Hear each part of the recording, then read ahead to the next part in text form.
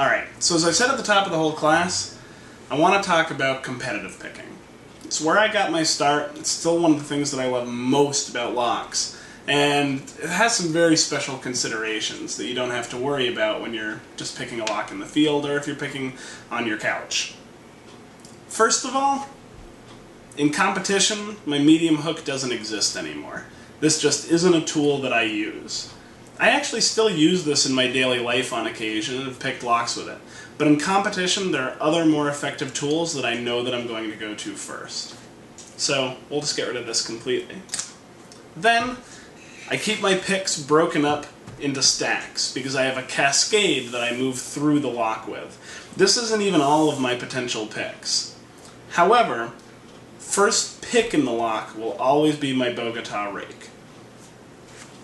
I'll typically start with a little bottom tension and a Bogota rake, and if that doesn't open the lock right off the bat, I will keep tension applied, move to my DeForest diamond, start picking with that, hopefully finishing off anything that the Bogota left behind.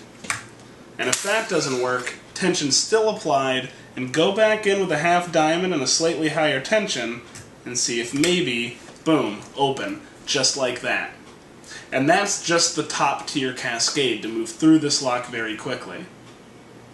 So, what happens when it doesn't open then? Well, my cascade keeps going, and I have a 7-minute cascade.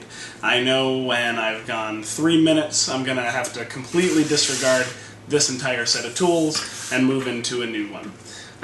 Once another couple of minutes has gone, I'm going to go all the way down to those profile picks that I was talking about before. But the big idea here is that I'm compartmentalizing the different tool sets because I'm compartmentalizing different techniques that I'm carrying out on the lock. So having a good working cascade that you can rely on and always have confidence that the next step in that cascade will be the step that opens the lock, it does a lot to keep you from getting nervous. There's always something to do next. Because if you've gone 2 minutes picking a lock with the same tool and nothing has happened, you start to doubt yourself. But as long as you always have that next step to move through, you can keep that confidence up, keep relaxed, keep easy, keep picking, and pop that lock open. So, let's bring some of these back out. We also have different tension options, and I have about 3 more wrenches that I'll typically keep out and available to myself. I keep those out and available because we'll see many different keyways in the course of a competition, and so I want to make sure that I have something that can fit into any keyway. I even have a different top tension wrench for particularly thick keyways that's made out of a much thicker piece of metal. One of the big considerations in competitive picking, beyond the cascade, beyond speed, beyond everything else, is your opponent. Now, in the major competitions, in the Dutch Open, the German national event, the German international event, sorry, you are seated across from one individual, and you and that individual are both given a lock. You're then given 7 minutes to pick your lock, at which point you swap. You get another 7 minutes to pick your lock, and whoever has the lowest cumulative time from opening both locks wins that round and gets to move on to the next, or gets a point and goes up against somebody else who got a point, so on and so forth. One of the biggest times out for me, when I was picking at my best, I was doing well, I had lost 1 match, but that's not a big deal. You can lose 1 and still make it into the finals. And then I was put up against the number 2 lockpicker in the world, the Atameister, who's a great guy. And there was a lot of ooh and ah as we got paired up against each other because it looked like I was going to get massacred. But I was on a roll, and I was picking at my best. In the end, I managed to beat Arthur, not by long, but it was quite the coup, and it was really exciting, and I was thrilled, and I knew that that would be my year. And then I had to go up against the number 1 in the world. And he was so calculating and taught me such a good lesson. Unfortunately, he also beat me like crazy, but he taught me a really good lesson about paying attention to your opponent. You don't need to look at what you're doing when you pick, except for when you set tension. From there, you can pick relatively absent-eyed. But if you're watching what your opponent's doing, and able to get to a point where you can process what you're feeling and what you're observing at the same time, You can gain so much information by watching your opponent pick the lock that you are about to have to pick. When I opened my lock, after having to go through quite a cascade, swapping the direction that I was applying tension, and so on and so forth, I said open, I looked at him, he was looking me in the eyes and said, ah, and now I know how to open it too.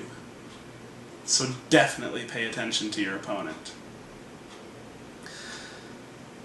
If you want to practice competitive picking, get some friends together, get a local group together, time each other, gentleman's bet or gentlewoman's bet. Time yourself against a clock. Try to do 7 minutes or less generally if you're really interested in competitive picking.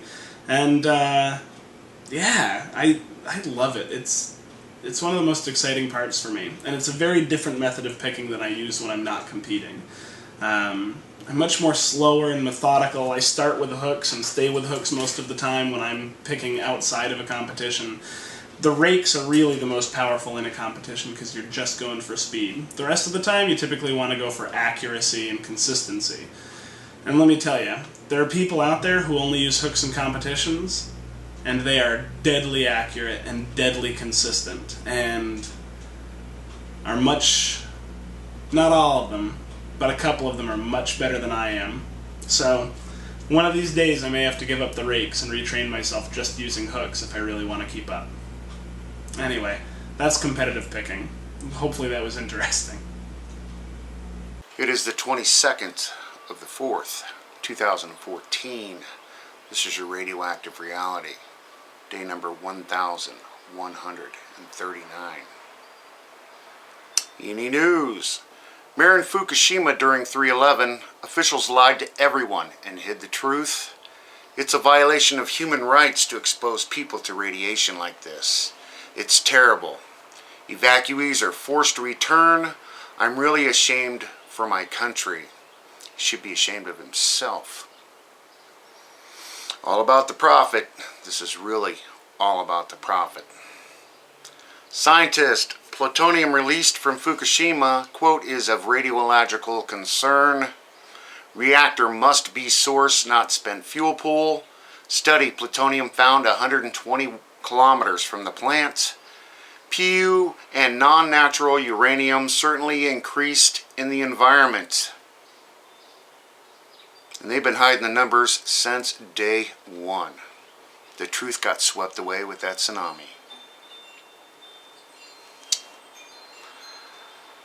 Top nuclear official, ground shaking beneath Fukushima reactor buildings a concern. Government experts looking closely at risks from changes to flow of underground water. They're very concerned about this frozen wall that they are beginning to install at Fukushima. The ground is very unstable. They're flowing this natural water source this way and that, trying to get a hold of this situation. And again, these buildings are severely damaged on terrible ground now, because of all the madness that's going on. And just freezing the ground is going to make matters worse. Former official, Fukushima radiation is killing children. Heart problems, leukemia, thyroid, terrible things are going on. Authorities hiding truth from the world. We need to admit many people are dying, but we're not allowed to say that. The insanity continues. Japan Times, irreparable damage from Fukushima plant's boss admits water problems are out of control. Of course, the coriums have left the building. They are down in the environment, in the water table. Remember, there's a river running right underneath Fukushima, straight out into the Pacific.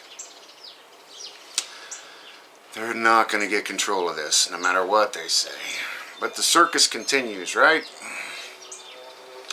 CBS San Francisco, record number of sick seals and sea lions. Doctor a lot with large pockets of green and yellow pus all over their body. They're saying 2013 was the record number seal deaths on the west coast of the United States. 2014 is heading up to be a record year yet. The numbers are severely down yet. Nobody wants to say Fukushima.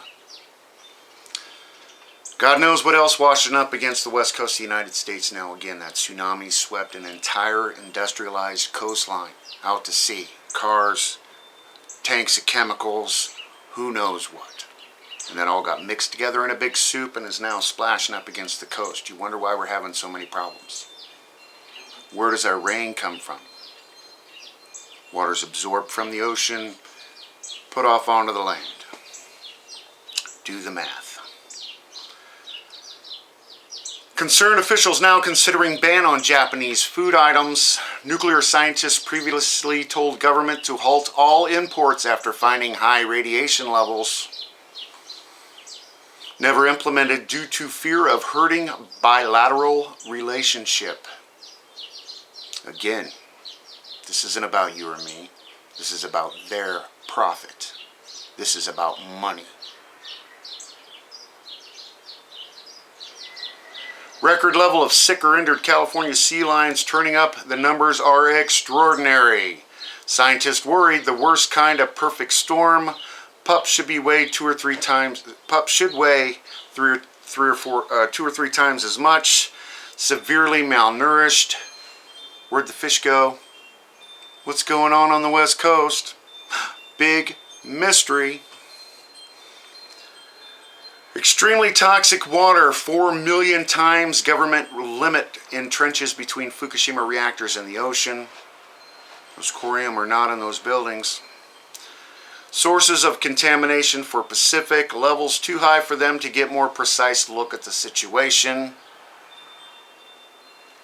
Reporter, plutonium leaked out after fuel rods damaged. They're just damaged. They're not melted down. The insanity. Manager of Fukushima plant, we have to pay for what we have done. Repeated efforts have failed to bring site under control. It's embarrassing to admit. Suit up. Get in there.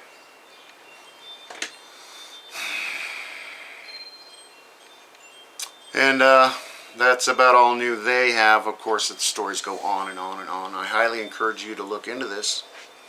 Prove me wrong, please. Other than that, enjoy the weekend, everybody. Thanks.